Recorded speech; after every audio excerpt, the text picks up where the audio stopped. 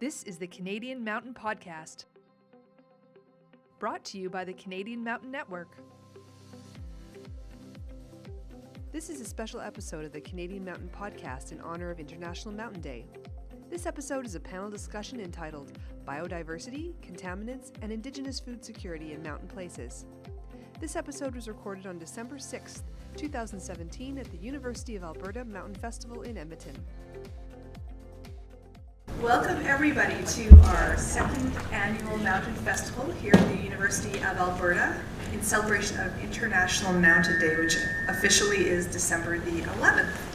So yes, this is the second year of our festival, and this is the third day of our festival this year. So I invite you all to visit our website at internationalmountainday.ca to look for events happening as well for the rest of the week. My name is Robyn. I'm the Executive Director of the Canadian Mountain Network. So we are a research network that's across Canada, focused on mountains. We're working toward programs for training, for knowledge mobilization, which is essentially to communicate research that's been done to the public and to stakeholders across the country, and to eventually have our own research program to help enhance and expand mountain research in the country. So I'd like to welcome everyone here today to this panel presentation and discussion. And I'm going to pass it off to Michelle Murphy, who also works here at the Canadian Mountain Network in Communications, and she's going to tell you a little bit about the background of International Mountain Day. So as Christy mentioned, this is one of several events that we have for Mountain Festival, which runs December 4th to 11th, and it's in celebration of International Mountain Day, which is a UN designated day. It's celebrated on December 11th of each year, and it was first celebrated in 2003, but it wasn't celebrated in Canada up until last year with our first festival. So this is our second festival. There are 26 actually, around Canada, also running this year, and we will end the festival on December 11th with a live stream event at 12. So it's going to be on our website and on our YouTube, internationalmountainday.ca. Thank you. And finally, I'd like to introduce Roger Epp, Director of UALBERTA North. He'll be moderating our panel today. Thank you.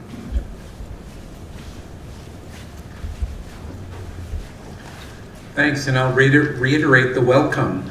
And I also want to start with an acknowledgement that we gather in this event, as we do at the University on Treaty 6 land, and make that acknowledgement with gratitude and the sense of obligation that comes with it. So how many of you were at Wade Davis? Must be some mountain festival junkies who've been doing the whole circuit. Is there a prize for being at all the events? Next year.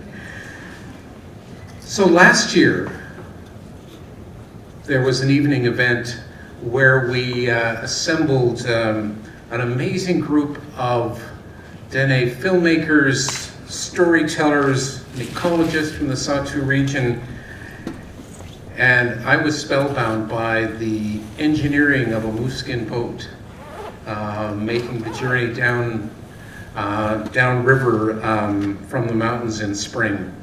That's what I remember about last year. In this year's evening panel, we're going to take you to diverse mountain places under the big canopy of the title of Biodiversity, Contaminants, and Indigenous Food Security. We've got 4 distinguished, I think, really interesting panels for you. I'll introduce them in a minute. Just to say a little bit about format, they're going to make 10-minute presentations, each of them, as an entry into the conversation this evening. And 10 minutes will be fairly strictly enforced, but 10 minutes. 10 minutes for you, Bill, 12 for everybody else. There may be a little bit of interaction at the front of the room, just as presenters engage each other, and I may have a question for them as well. And then lots of opportunity for all of you in the room to join that conversation. And I have a feeling this one could go in many different directions. Hard to predict where we're gonna go, but I think that's the fun of the evening. So without much further ado, our presenters will present in order on my left. So I'll start just with brief introductions here. You have in the materials you will have seen online and elsewhere, seen fuller biographies of the people here. Bill Shotyk had joined the University of Alberta as a Bocock Chair in Agriculture and Environment in 2011. He came here from the University of Heidelberg in Germany. He is the recipient of a prestigious European Geoscience Union medal for his scientific work.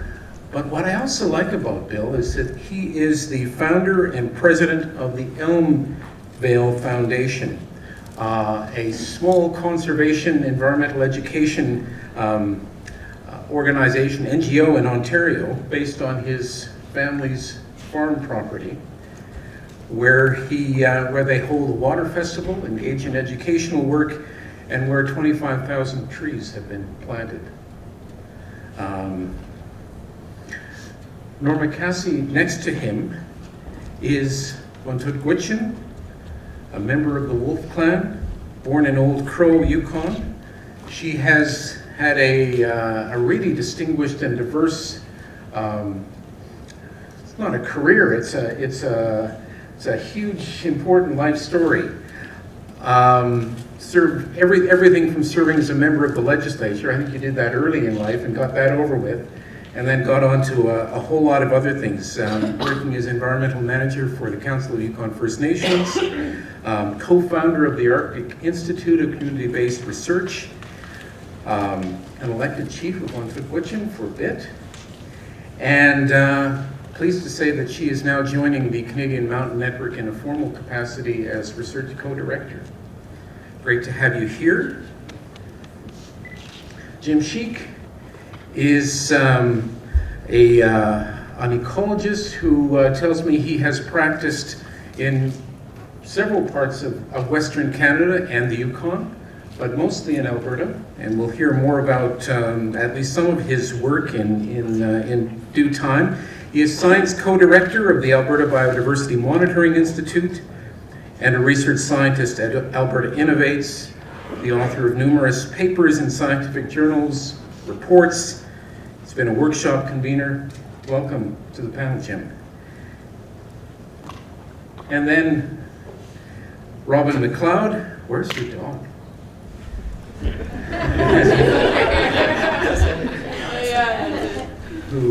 Robyn has brought the most interesting speaker calming device to the university, and thank you for doing that.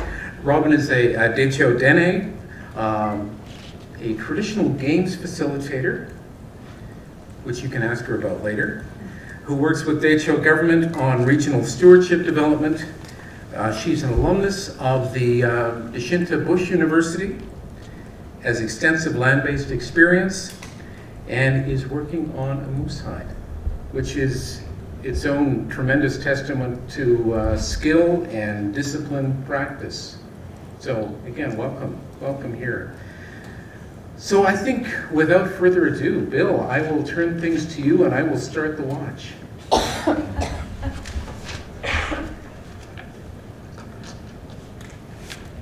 Thanks very much, Roger. Good evening, everybody. It's a pleasure to be here, and I'm grateful for the opportunity to speak. I'll be talking about berries to beavers. This is a project I'm trying to get off the ground to look at contaminants in traditional foods. And it's providing a geochemical perspective on contaminants in traditional foods. Not just contaminants, but also micronutrients that are essential for good health. So in terms of traditional foods or country foods, of course, there's a tremendous array of these things that have been important to First Nations people in North America for millennia. In southern Alberta, the bison, traditionally very important animal. And in northern Alberta, and certainly throughout the boreal zone, the moose, very important. And as we've been hearing about Robyn's moose hunt. So where I'm starting with this initiative is a look at contaminants in berries. And there's a number of berries that are important to First Nations peoples here in Alberta, and also beavers. And so beavers have kind of a special place in my heart for reasons that I will explain. But I'm thinking there's an opportunity here to also use beavers as a kind of a natural biomonitor of ecosystem health. So my focus is trace elements. I do have colleagues that I work with that do organic contaminants. I will focus on the trace elements. That's my area of research. So the elements that I focus on in my research are these nasty, potentially toxic heavy metals. So things like silver and cadmium and antimony and thallium and lead. And so this is the focus of my research, but I don't look at those elements in isolation. I also look at micronutrients like copper and zinc. So on the one hand, copper and zinc, potentially toxic heavy metals, but they're also essential to plants and animals. Since moving back to Canada from Europe, my focus has been the environmental impact of open pit bitumen mining and upgrading. So this has been the focus of my attention. And we've actually looked at the Athabasca bituminous sands and its geochemistry. Dr. Beatrice Bacalho, who is here, has done this work in our laboratory. In fact, there's 4 metals that are enriched in bitumen: vanadium, nickel, molybdenum, and rhenium. Those are the 4 elements that we find in bitumen. So of course, we're measuring these 4 elements in traditional foods to understand impacts from bitumen upgrading. And then we also look at what we call conservative lithophile elements. These are elements that have nothing to do with pollution. Elements like aluminum, scandium, thorium, yttrium. These elements are found in stable minerals. They're relatively insoluble. They're not taken up by plants. But by measuring these, we have an indication of the amount of dust on our plants. So that's why we measure these elements. So to summarize, this is a periodic table of the elements. The elements shown in green are essential either to plants or animals or both. But the elements shown in red, those are the ones that I study. They cannot be beneficial under any circumstances: silver, cadmium, lead, antimony, thallium, arsenic. So this is a graphical version of the periodic table of the elements showing the abundance of the elements in the Earth's crust. So elements like aluminum and iron, very abundant in the rocks around us. But these elements that I study, silver, cadmium, thallium, lead, antimony, arsenic, the concentration in the Earth's crust is extremely low. So that means the concentrations in plants that are not contaminated will also be extremely low, and the concentrations in natural waters will be extremely low to the exponent 2, if I can say it that way. Okay, so that means our greatest analytical challenge is not just being able to measure their concentrations, but to be able to measure the concentrations without contaminating the samples. So contamination is our greatest challenge. And so to get around this issue, we've built an ultra-clean laboratory. It's called the Swamp Laboratory for studying trace elements in soil and water and plants. And it's an ultra-clean research facility.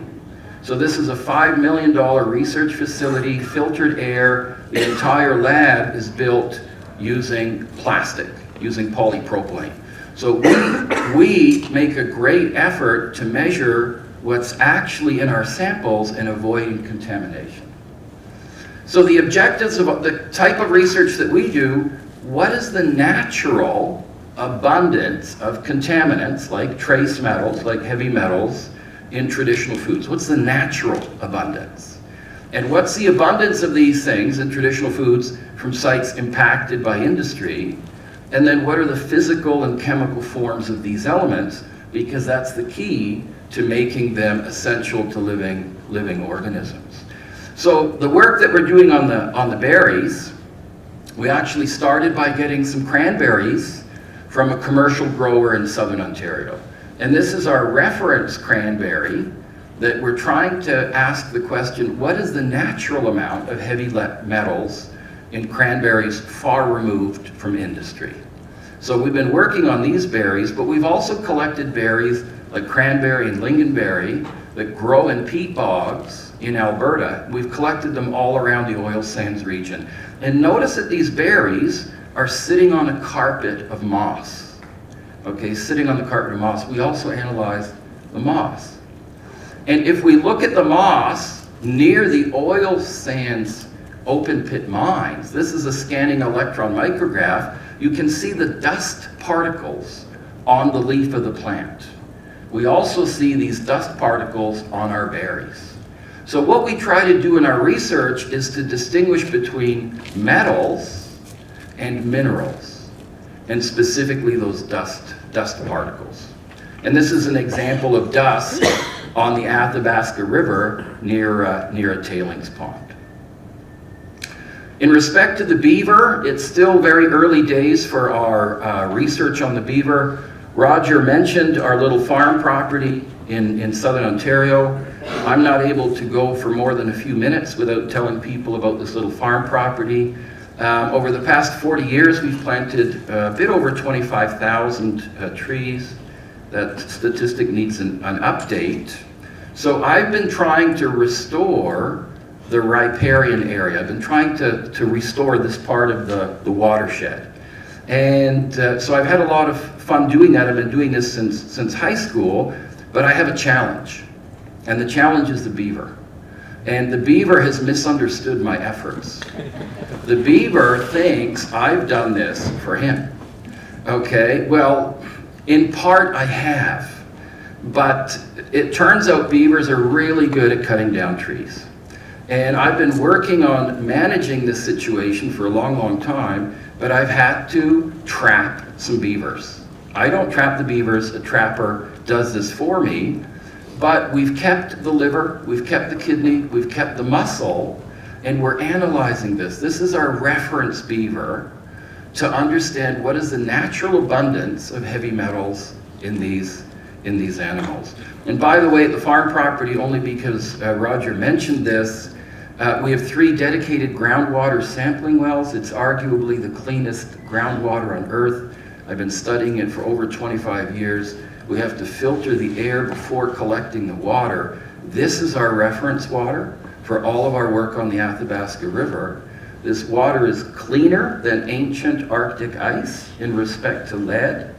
And so this farm is not only the source of my reference water, but now my reference beaver. We want to look at other plants and animals as time goes forward. There's many plants and animals important to First Nations communities. We'd like to look at all of them. So this is very early days. That's our hope. This is tobacco, and this is tobacco that came from a seed from an archaeological site. So this was a seed that was over 1,000 years old, provided to me by Beth Elson from Beausoleil First Nation in southern Ontario. So miigwech to Beth for providing me with this tobacco seed.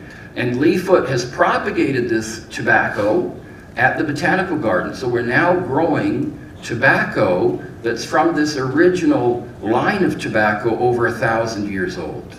And because we're very curious as scientists, of course we've analyzed this tobacco. It's very high in cadmium. It's very high in cadmium, not because of pollution, because this plant is very good at taking cadmium out of the soil. So the message here is that all trace elements have a natural source, in addition to possible contributions from human activities, And if we want to understand the impact of human activities, we have to understand that natural abundance of these elements in all these plants and animals. I love otters. These are otters from the Athabasca River. Thanks very much for your attention.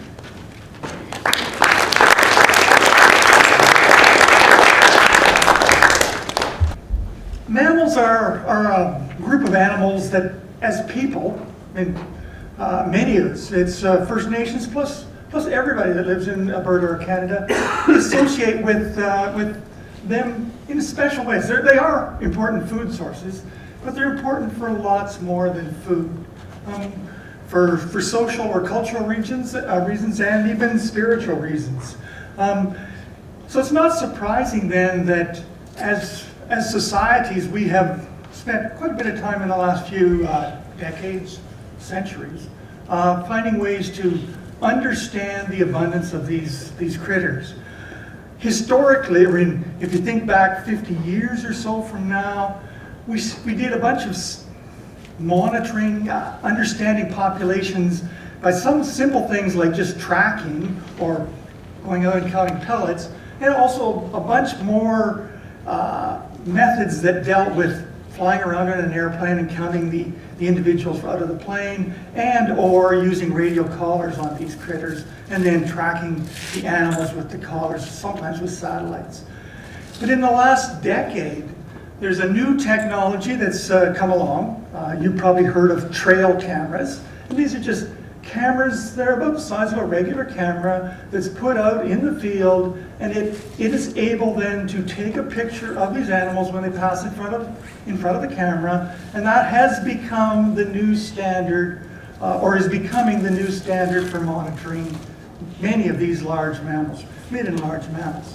And that's what I'm going to talk about today, is just some of the methods that are used for tracking these key species.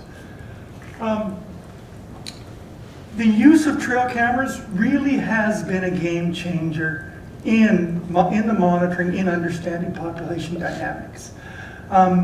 It's the animal when it walks in front of the camera, it's the body heat and the movement triggers the camera to take a picture, and then that picture's stored on a card, and then when you download the card later, you get the information from the images. The things that are effective about them is that you can put them out and they sample all through the day and all through the night. And many of the species are actually more active at night than during the day. And it also has the ability that you put them out, so I could put a camera out now and it would sample all the way through the rest of the spring, all through the summer, all through the fall, and you could pick it up a year later. So it gives you a sample of where the critters are throughout the whole of the year. And the part I like best about it is even I can use them. And it's, they're pretty darn easy to put out. You screw nail them into a tree or pound a post into the ground and attach it to the post, and that camera then will function as long as it's out in the environment. So with the technology, though, comes a few, I'll call them issues. They're not real issues, they're just stuff that you got to work your way through. And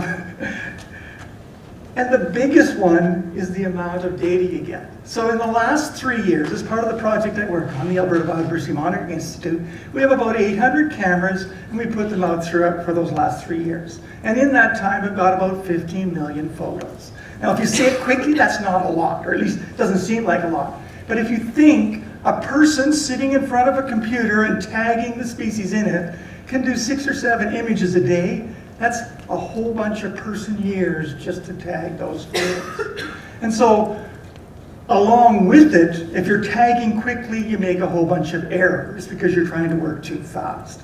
And so, what we've also developed in the last few years is technology to facilitate this tagging process.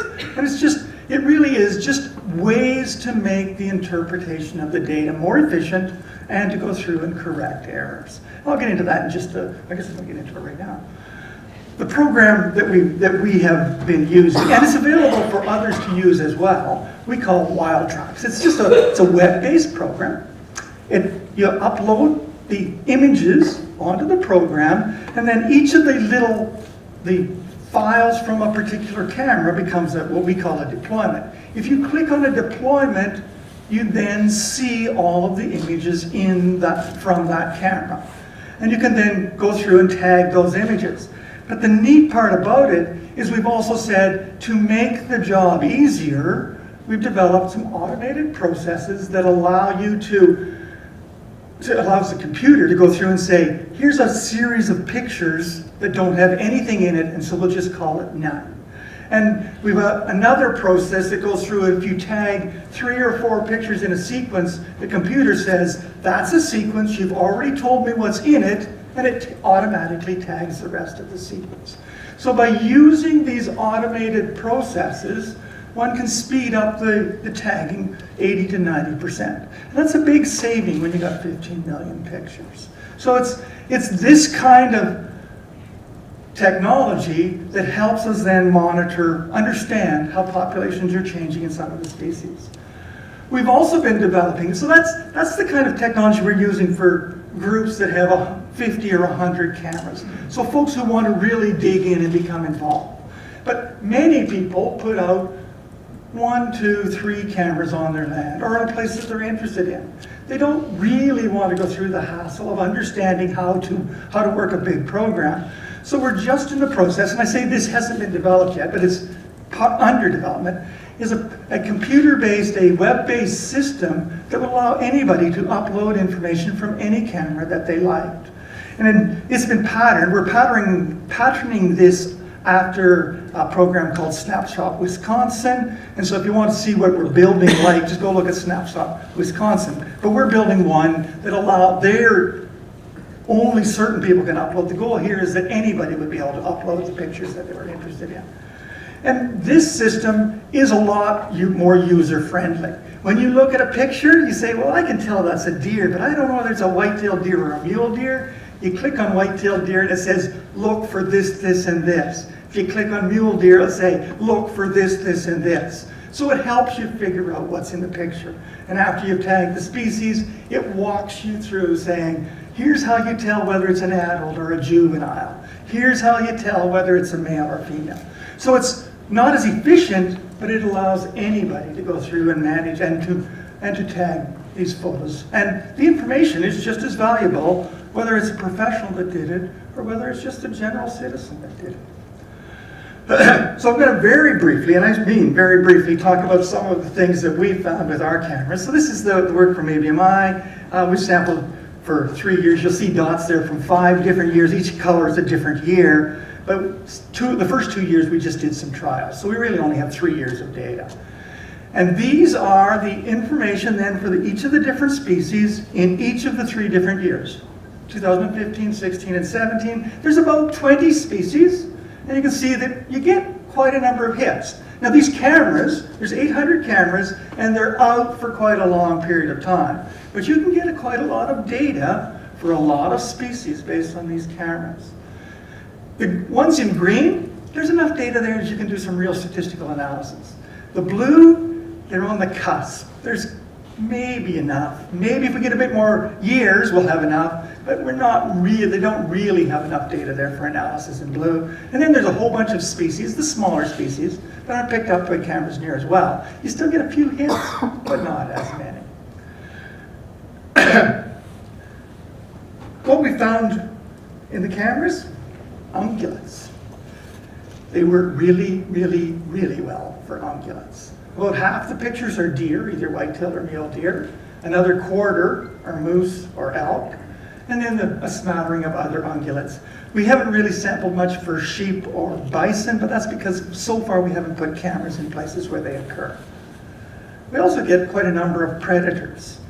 Bears and coyotes and wolves and so on. You get things that are relatively common, we get a reasonable number of hits. Things that are rarer, fewer hits as you'd expect. But what's neat is if you use a lure on these cameras, you get 3 to 4 times as many hits. So you can increase the number of hits for predators just by using a lure. And like I said before, there's quite a number of these smaller animals. We get hits on, not a lot, but some hits. A bit for data analysis, and I'll admit that Usually, my talks are all about data analysis. It's not about the neat things that you can do with cameras, it's about analyzing data. So I'm going to leaf through the analysis a little bit quickly today, because I'm not sure that this is the audience that's as interested in the analysis. But you need to remember that the analysis is quite complex. The distributions of this data aren't great. I mean, many of the cameras on a species, so in the case of moose, the top graph, most of the cameras didn't pick up a moose at all. There's a few that picked up quite a bunch. The same thing with wolf on the bottom. That left-hand bar, most cameras didn't pick up wolves at all. That kind of distribution creates a whole bunch of problems for analysis. Doesn't mean you can't do it. It means you need somebody that's good at analysis to do it.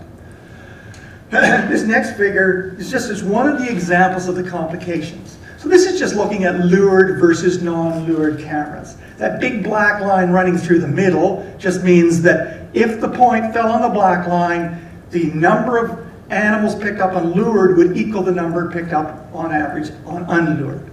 And you'll notice with the predators, most cameras that are lured pick up 3 to 4 times as many animals as unlured cameras. And just if you're interested, that left-hand axis is a logarithmic scale. So 4 doesn't look like 4 ordinarily. It's just because I changed the scale on you.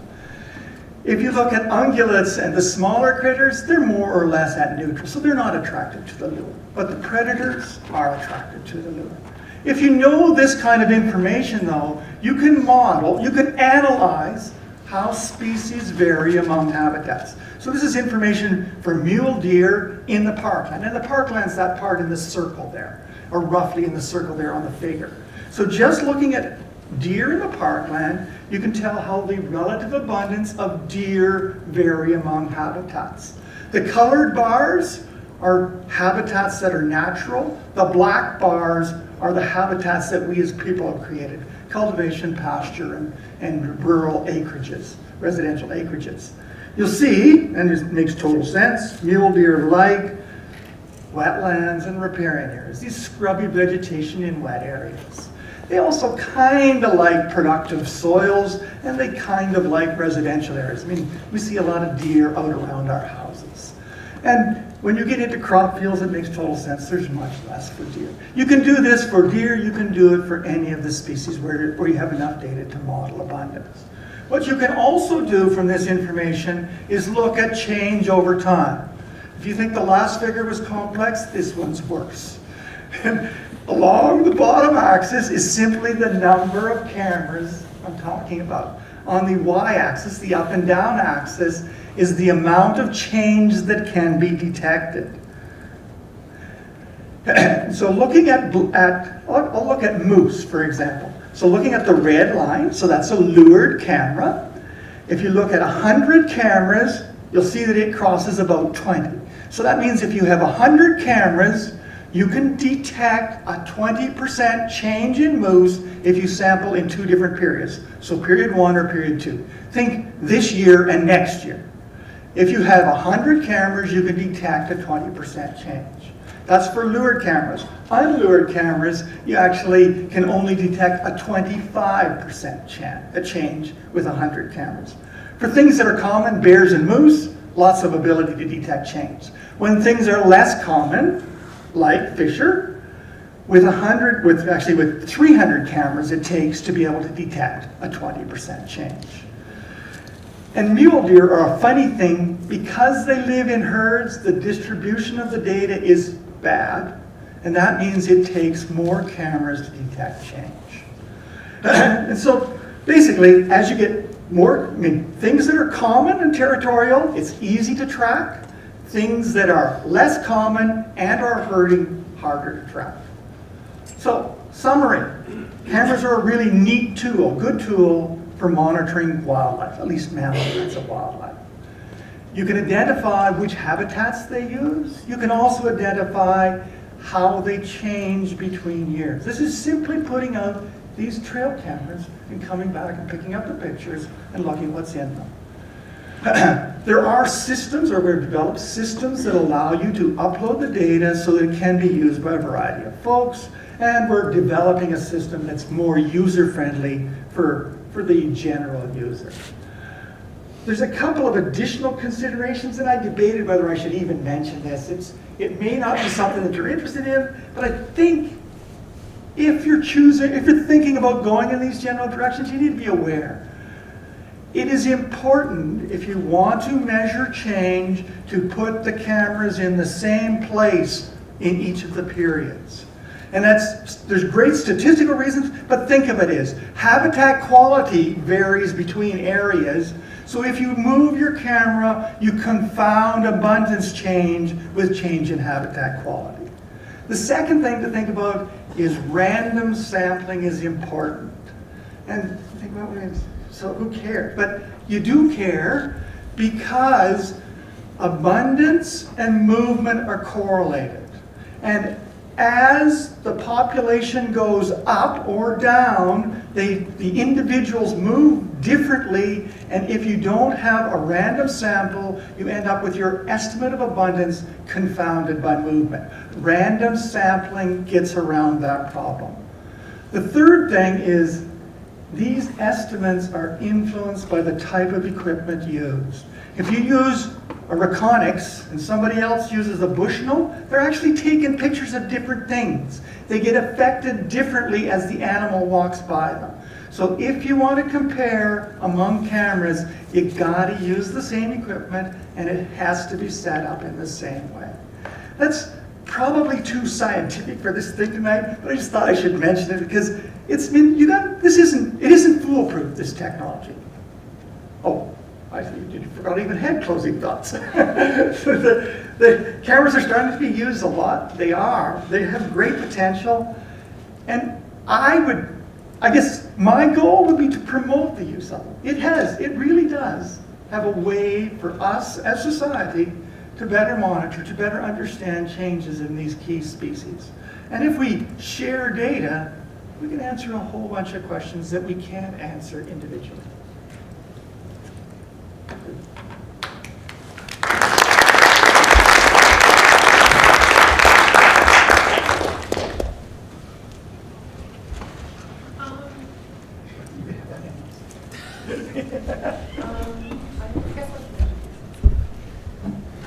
Need someone to hold the dog.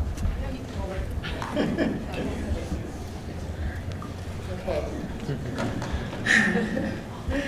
Hello, my name is Robyn McLeod. I'm from Fort Providence. My people are called Dene, so that means people by the water. I'm from the DEHCHO region, and I'm going to show a video that was made by Pat Kane. It's about our DEHCHO KOND Stewardship and Guardian program that I'm involved with. And then maybe when the video is done, I'll speak a little bit more.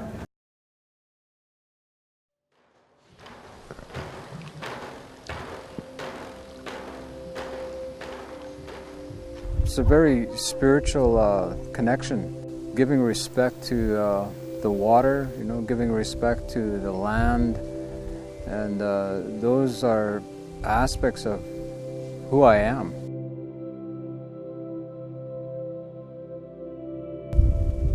It is just so natural to be part of the land. Nowadays, because most of us are living in communities, that in order to have that experience, it's really important to expose the children to this kind of setting so that they would know what it means to have a relationship with the land, to feel connected as they go about fishing and trapping and hunting.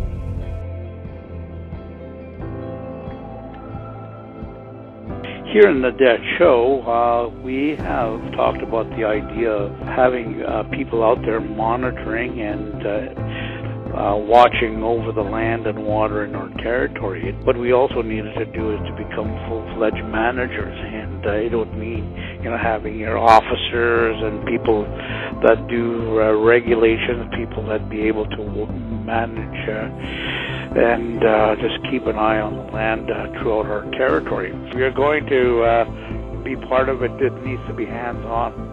It's a creative way of thinking, but it's also something that's going to be useful for the future. The DEHCHO Coyote program is about being on the land, to protect the land, especially for youth. And it'll result in more communications about what is happening on the land, so that information can be used by the leadership to guide programs. It should result in the gathering of traditional knowledge and scientific information to monitor the health of ecosystems. It's about building self-esteem while building traditional skills. What is happening out there is very important, gathering information that can be used by the Dene leadership. It's always been like with the elders, an honor and respect for the land, and I think that's important to pass that on to youth. So it's about the beat of the drum calling the Dene back to the land.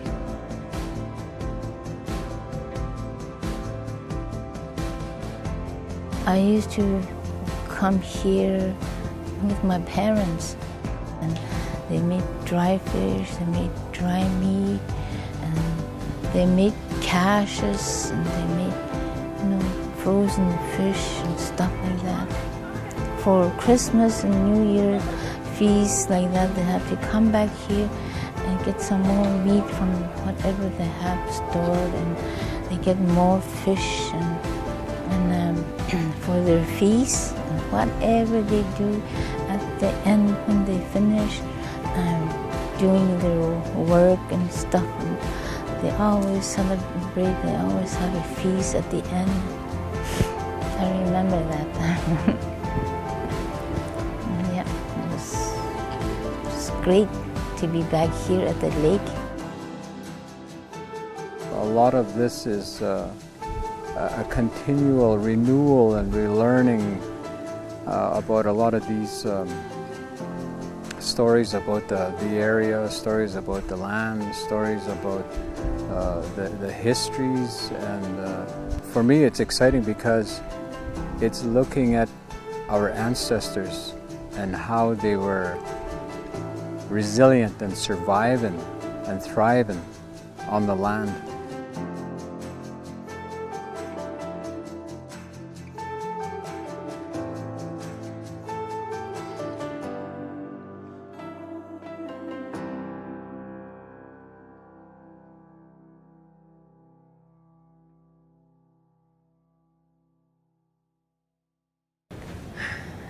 Okay, so when we decided that I was going to come here, we said that we were going to show the video, and that I guess I would talk about my part in my experience with the Guardian program, the DEHCHO Stewardship and Guardian program. So DEHCHO means taking care of our land, I guess my story started in 2016. I decided to volunteer, and I ended up volunteering 6 weeks of my summer going to the DEHCHO program, as well as the school program where they had a 5-week fish camp. And that's kind of the starting point of how I ended up getting employed and hired. So when we first started in 2014, it was a result of the devolution being signed, and it kind of halted our protected area strategy process that was happening. And so when my people, the region, wanted to come together, so we brought elders and community members from all 10 of the communities together. And Dutchie tells me this story, is kind of funny, that she thought that it would have a lot of the Western science involved in it, and that they would have researchers and, you know, all of this stuff that would come along with protecting our land. And she was quite surprised that the people came together and that it was based on our Dene values and our principles and based around our language. And one of the big things was having that youth and elder mentorship, trying to close that gap and trying to find ways of bringing our people together and bringing them out onto the land. So that was in 2014, and since then, we try to open it up to any of the communities that are wanting to be involved with the family aspect of our program. So there's the family aspect, and then there's where we have youth ecology camps, including families and children and babies, as well as having, we're in partnership with the DEHCHO, so that's what DFO. And so they have 2 monitors from every community, all 10 communities. And so we kind of try to work those closely together. So since we've begun, we've had about 14 camps. So we include the language, we include having elders there, we include having researchers there. We have people coming in and dissecting fish and explaining what's going on with our fish, because we do have researchers from, I think, 3 different universities. We were part of the tracking change that U of A is doing. So I got to go to Thailand as a part of my job, which was amazing. And I got to learn about the water in the Mackenzie River Basin. And so this program kind of does a lot of different amazing things and has a lot of we built a lot of really amazing relationships with different schools and different people and different researchers. So trying to keep it short. I guess if you guys have any questions for me, I can kind of answer that whenever.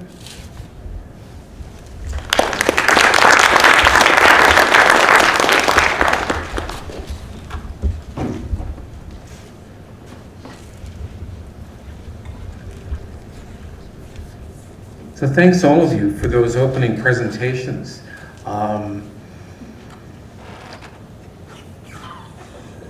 4 windows, I think, on different kinds of research, different kinds of monitoring, maybe different motivations, different questions being asked.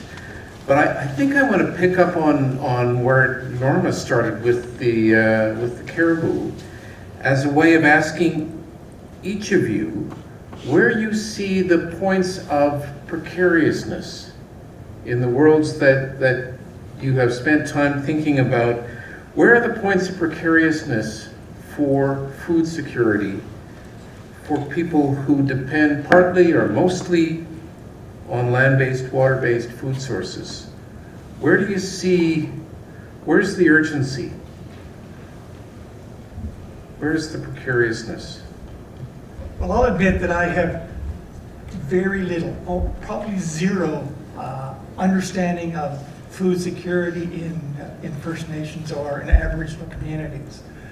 But it's a common thread throughout the world that as populations and urbanization expand, there will be changes to the environment. I mean, the things that I work on, it's the biggest change that we have in the environment are due to changes that we as people create in the environment. And so it isn't surprising that in Alberta, in Canada, we see the same thing. We're kind of on the frontier in that populations are expanding at a later rate than they have in many other parts of the world. But it isn't unexpected that we will have these changes. And if we choose to accept them and allow the process to carry on, we can predict fairly confidently what's going to happen. It's been repeated many times throughout the world. Changing it I don't know how to do it. And I totally empathize with Norma, is that it's a problem. It's something that we as a society have to grapple with. And if we don't, the status quo will continue. Well, this summer, my partner is Shotyk, which means he's a mountain Dene. He's from Ross River, so I spent a lot of time in the Yukon and in the mountains. I learned a lot about caribou and mountain caribou there, and some of the things that they had said about the challenges that they were facing are the melting of the glaciers. So a lot of you worked here last year to hear Leon, I guess. He probably would have talked about it. Leon Andrew is an elder from Toledo, and he does a lot of research on the melting glaciers in the mountains between Toledo and Ross River. And so caribou go up into the mountains, and that's in the summer, and that's where they kind of get their comfort from. That's where they cool down. That's where they get away from the bugs. So when these glaciers are gone, like these animals are gonna go through a lot of stress, from what I understand. And in that area, they say people coming in and harvesting is one of their big problems. People that don't know how to take care of these animals, people that just come in and take their antlers, people that don't know how to respect these animals and keep the meat clean, and bring the meat back to families and make sure that every part of the animal is used. So some of the things that I heard were that there's certain protocols that First Nation or Dene people use, and we would like more, non-Indigenous people to be aware of these things, that there's certain things that you should be doing in harvesting animals and the way that you treat these animals, because once they're gone, our way of life is gone too, and people don't really understand that. There's a relationship that we have with the land. There's a relationship that we have with these animals, and there's a reciprocity that happens. There's a circle, and so when you hear about these declining numbers year after year after year, it's really disheartening. It's really sad, and it's what are some of the things that we as a people should be doing? And so the urgency is there, and we're trying to come together and trying to figure out what to do. And that was one of the things that I did. I spent 3 months. I spent 3 months in the bush in different areas, in the north, so in the Yukon and in the Sato region and the Acacia region and in my own land. So learning from different Aboriginal people about what's important to them. So and this is what I did for part of my summer, was learning from the Shotyk. So Roger, at a certain point, you just have to cut me off here once I get started. I think Claire has the power to do that. I don't. I'll give him the signal. So I think Norma hit the nail on the head. Our big challenge is the changing climate, the Earth's changing climate system. And so while my job is studying contaminants, the contaminants issue in general is more of an issue of the past. With the introduction of air pollution control technologies, the Clean Air Act in Britain, 1956, in the United States, 1955, maybe I have them reversed. We've been reducing our emissions of contaminants to the environment in urban areas in general, in industrial areas with air pollution control technology. But we have 7 billion people on the planet, and everybody wants 3 square meals a day. We require materials. We have a tremendous energy footprint in consequence. And when I look at the big picture, it's clear that we have to reduce our CO2 emissions. There's a number of different ways of doing that. People are looking at various ways of doing that. Carbon sequestration, removing CO2 from exhaust streams, from coal-fired power stations, whatever. So we're reducing our CO2 emissions and other greenhouse gases as well, N2O, methane, they all play a role in the changing climate system. So that's sort of my perspective on a professional level. On a personal level, I don't think we need more scientists and celebrities flying all around the world to tell us that we have to stop flying all around the world. I think we just can't live the way we've been living. We're just living too high off the hog. We're using too much of our planetary resources. I can tell you the Swiss per capita emit a third of the greenhouse gases that Canadians do.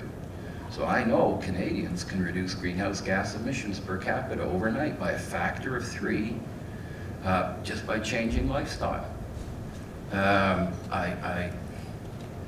If I look at how people in North America are living, we're living so high off the hog, and I think most people have no idea. So personally, I have 2 vehicles. I have a pickup truck in Ontario. I've had it for 40 years. It's only used in the summer, only for going to the farm, only for helping me plant my trees. I have an antique Toyota in Edmonton. I bought it secondhand in Switzerland 25 years ago. Maybe I use it once a month, just so I don't forget how to drive. I walk everywhere. So I've done my very best. There's a reason why I've planted 25,000 trees. I've offset my CO2 emissions completely, and those of my 2 daughters. So I think we can make a difference, but we can't make a difference just by talking about it. We actually have to make changes. And Norma, you mentioned some names of politicians that aren't willing to make these changes. So I think in some cases we can't look to politicians for leadership. We have to find the leadership amongst ourselves. And we have to lead the way. But we have to make a change.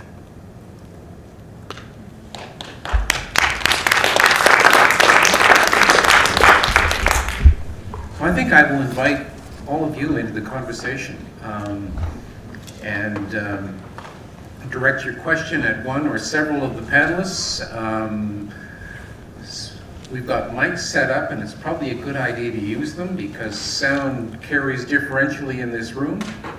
But if you've got a question or a comment... We're also recording, so if we don't get to the mic, we don't record. If you don't want to be recorded for posterity, let's say that you do. So please. Hi, I have a couple of questions. Maybe Jim can help, I don't know. I'm a data girl. So with all of what you're doing, I noticed in protecting waters and in Indigenous food sources, a lot of that I think starts with creating a landscape for all species, and that one of those would be the apex predators. And I know there's been a lot of discussion in recent years on the role of the apex predator in influencing biodiversity and of course water and so on. So if you can maybe speak to where that would fit in all of this. And I guess my next question, Jim specifically, with all your camera footage, I know that Parks keeps a lot of cameras, and do you guys work together with Parks at all? Do you put your data together, and do you track prevalence of all the species, and does it also, do you find any correlations at all with species diversity based on the landscape and what's the changes that you've seen in the landscape? So you asked 2 questions, and the first question I would almost like to defer to somebody else on the panel to answer, because it was about apex predators and the value of understanding the changes in the apex predator. And from an ecological perspective, and that's where my expertise is, I get a little antsy about choosing one species over another species. It becomes, I think it's more a social question than anything else. There are cascading effects from apex predators, but there's also, one can go with a keystone species or an umbrella species, and every species is a species because they're different. And it makes, in my mind, it makes me wonder whether we should be focusing on a species because we think ecologically it's important. I think every species is ecologically important. And so I do think that when choosing the critters that we choose to focus on, understand, a lot of it becomes social. It becomes what we as society want to manage and want to hang on to for future generations. There will be changes to the world. It's up to us to figure out how we want those changes to occur. And I personally wouldn't focus on apex predators. I do think that there's people here who have very strong feeling on which species they do think are important. Norma, both my grandfathers came from Europe and farmed here. And I'm sorry that the attitude of their generation resulted in the loss of the buffalo, and I'm sorry that the caribou are now a threat.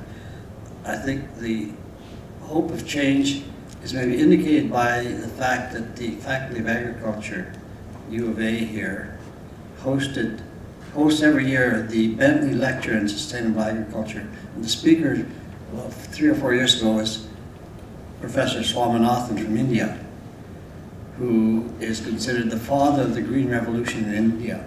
And he said, "I'm proud of what I did as a young man, because my work with Mexican hybrid dwarf wheat saved millions of people from starvation. But it involved using more inputs." He said, "Today our challenge is different. We've got to continue to increase food production, but we've got to do it with less inputs. And I call that the evergreen revolution." So that's where we're at now. We've got to change our attitude. And if you want to read some sad, shocking news, Google price of milk, suicides. My background is in dairy, and it documents the suicide rate amongst dairy farmers. Recently, when the world price of milk went way below the cost of producing milk, even in New Zealand. Now, just before we left home, we got an email from the United States forwarded to us, and the headline was "The Suicide Rate of Farmers in the United States." And the suicide rate amongst farmers in the United States, the farmers have the highest suicide rate of any occupation in the United States. Now, change is necessary, and I think we're waking up to that fact. So I look forward to some hope to the future. So if I can maybe just jump in here. Sorry, Liam, did you? Sorry, I wanted to say, so John Bocock, just because you mentioned it, increasing inputs to agriculture, one thing that I've realized with the tree planting at the farm, if we want to have our cake and eat it too, so if we need to increase our inputs in agricultural lands, so specifically nitrogen, phosphorus, the vegetation planting on the buffer zones, planting the riparian zone, it has a tremendous ecological benefit, but also helps us to maintain the quality of our surface waters. So it is possible in that respect to have our cake and eat it too, but that has to be part of managing the agricultural system ecologically sustainably. Hi, thank you so much for the talk. It was great.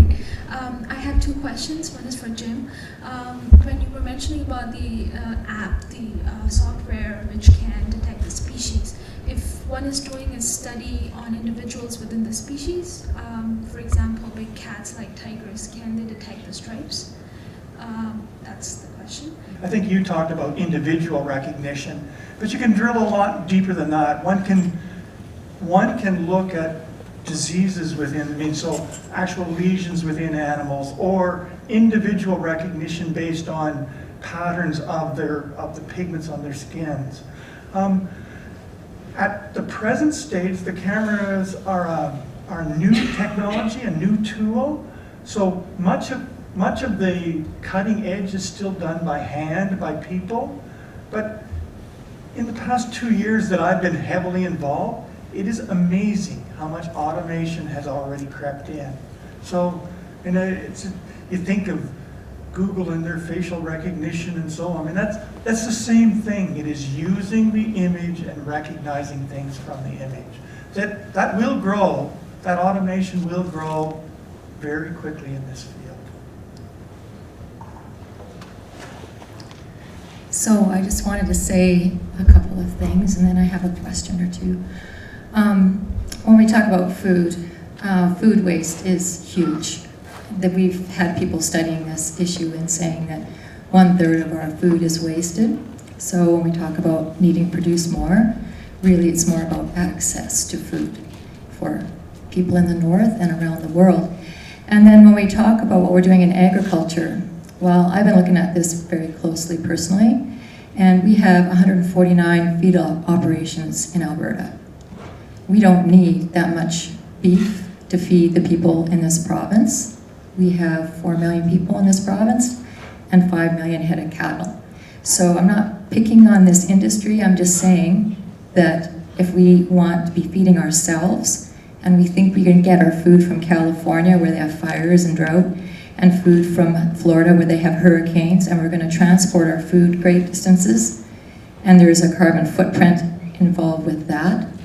So if we're going to start looking at individuals and what they can do, that's not going to be enough. We have to look at this in a bigger way. And that means making industry responsible for itself for methane emissions, which has been discussed recently, that they're much larger than what we've been recently, or what we've been previously told. That can be addressed, and it's not been addressed because we're talking about cutting into profits of big business. And then when it comes to agriculture, pesticides and chemical fertilizers are produced with petrochemicals. And synthetic fertilizers produce nitrous oxide, which is one of the most potent greenhouse gas emissions. So when we talk about industrial agriculture and the green revolution, it's really not so green at all. And there are countries out there who are becoming carbon neutral, who are growing organic food for that reason. And we've tripled the use of one pesticide in this province, tripled. That's having an impact on our health, and it's having impact on other species as well. If we wipe out insect life, we can forget about having anything to eat, and that's happening around the globe, and it's happening because of insecticides that we don't need to use. So all of these impacts are affecting people in the north as well, because some of these pesticides are found in Arctic ice going back 50 years. So this stuff hangs around for a long time. And we're talking about pesticides that are more toxic than DDT today too. Neonics are considered by scientists to be 5,000 to 10,000 times more toxic than DDT.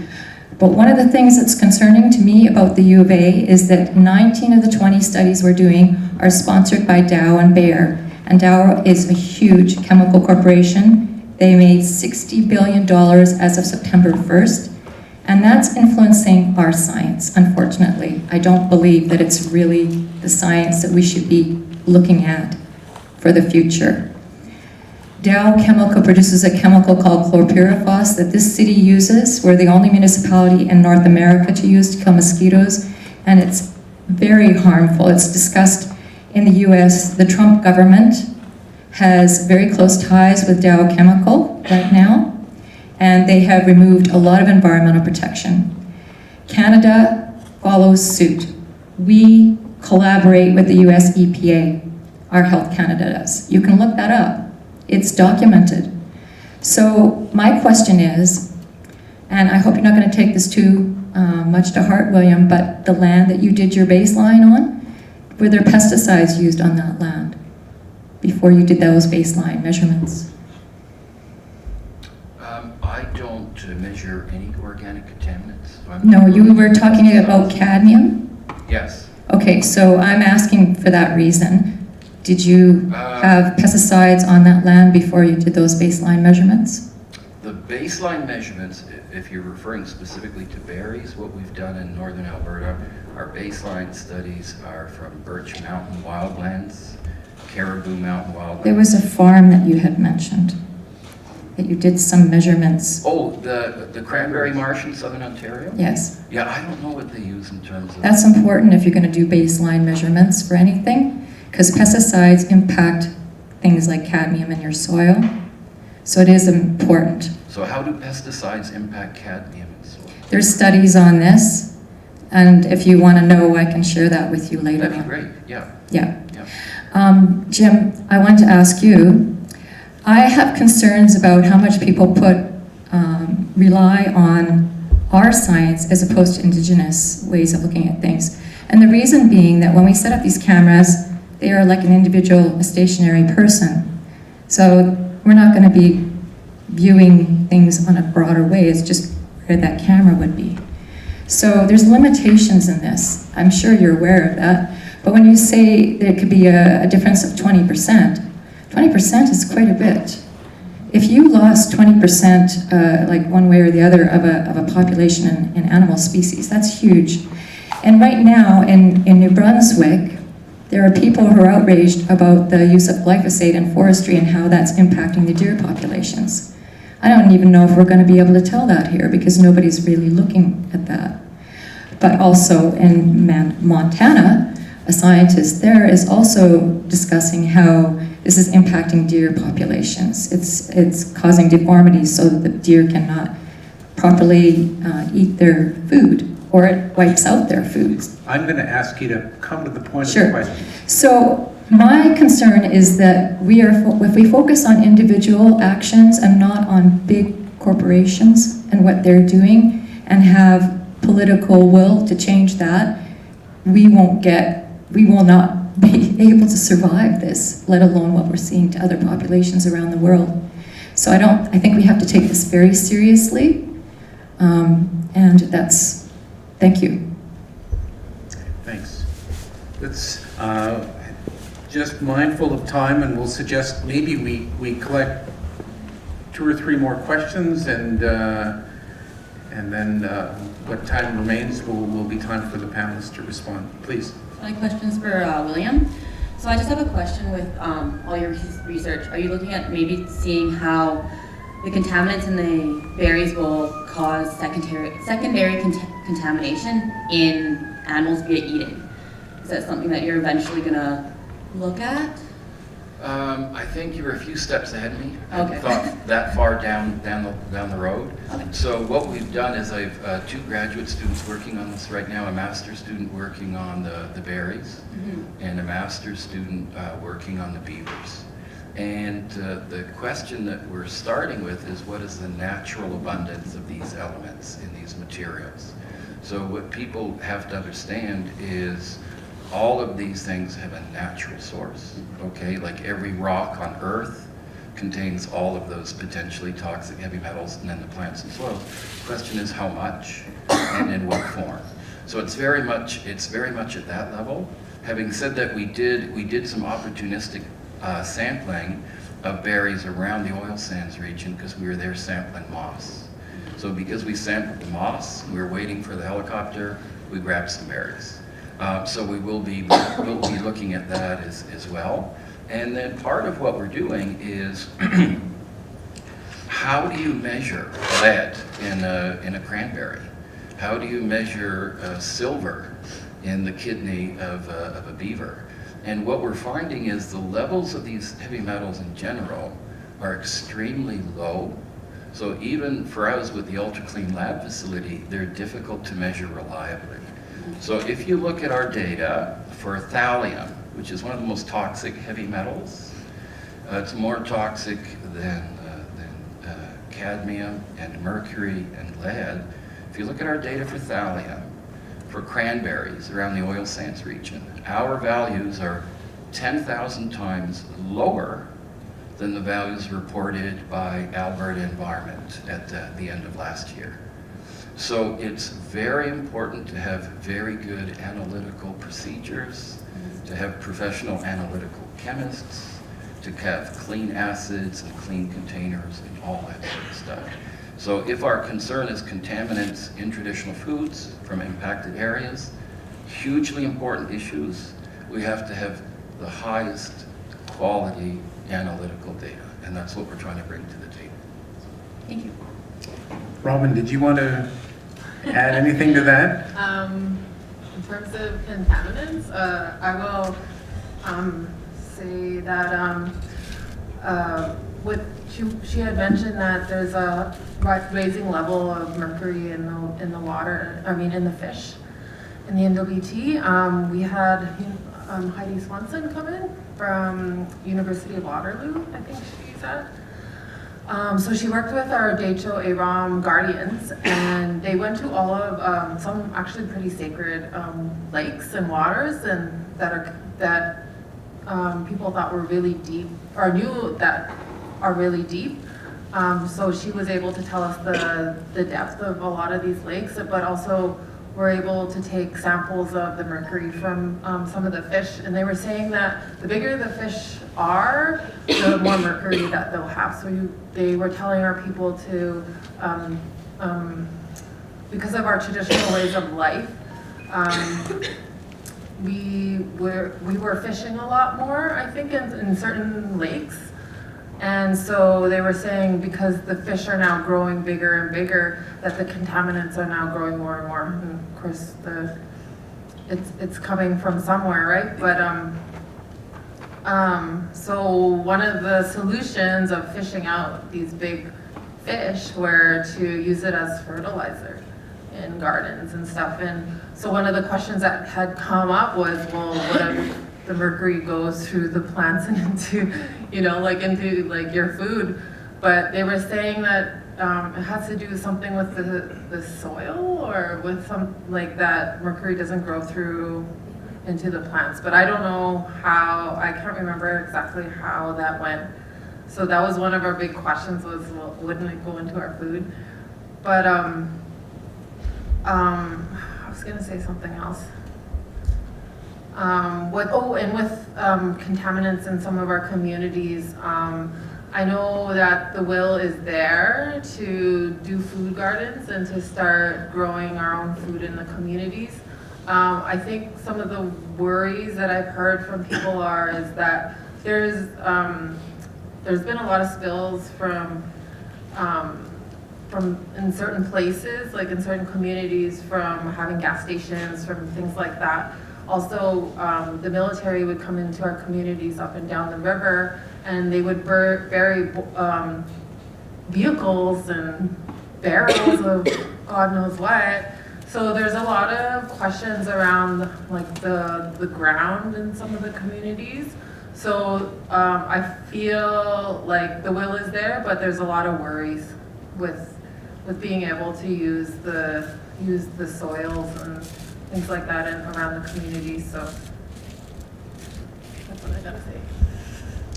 Thank you. I think we are at time.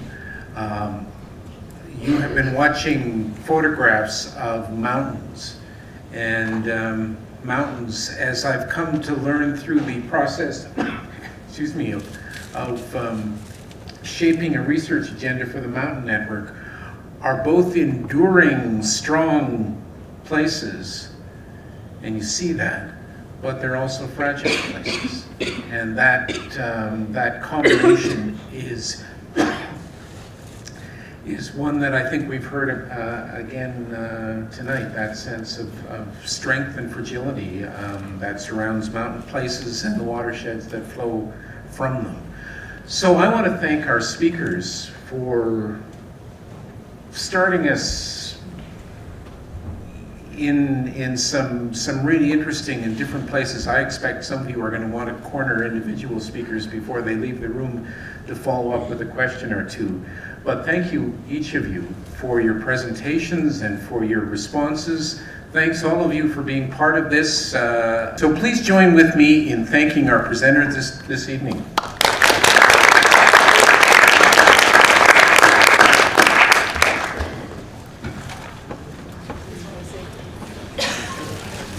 Just before everyone goes, I just also want to thank Roger again very much for moderating in our panel.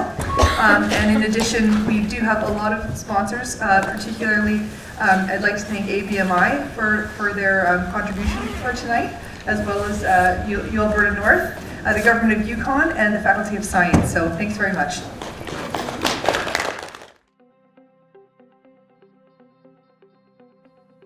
Special thanks to our panelists, to Roger Epp, our moderator, and to the University of Alberta and the Faculty of Science for supporting this podcast.